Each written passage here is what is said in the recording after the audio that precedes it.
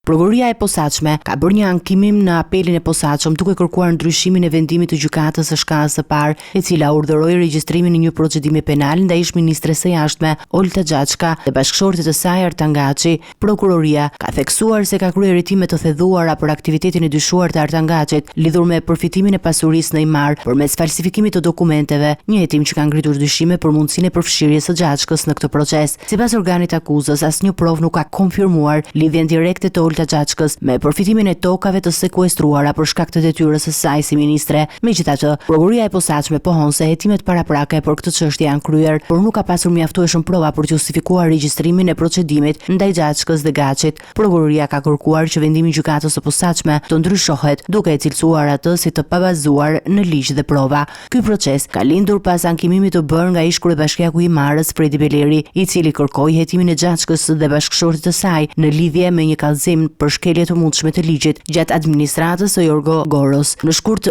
të këtij viti, gjykata e posaçme urdhëroi Spakun të hetojë Artan Gaçin për falsifikimin e dokumenteve dhe pastrim parash, ndërsa Olta Xhaçka për shpërdorim detyre. Prokuroria e posaçme ka theksuar se hetimet janë ende në zhvillim dhe ka kërkuar një rishikim të vendimit të GJK-s, duke u shprehur se asnjë prej akuzave të ngritura nuk ka qenë mjaftueshme për të justifikuar hapjen e një hetimi penal ndaj dy të pandehurve. Tashmë çështja pritet të shqyrtohet nga apeli i posaçëm, ku do të vendoset nëse hetimet do të vazhdojnë apo jo ndaj Xhaçkës dhe Gaçit.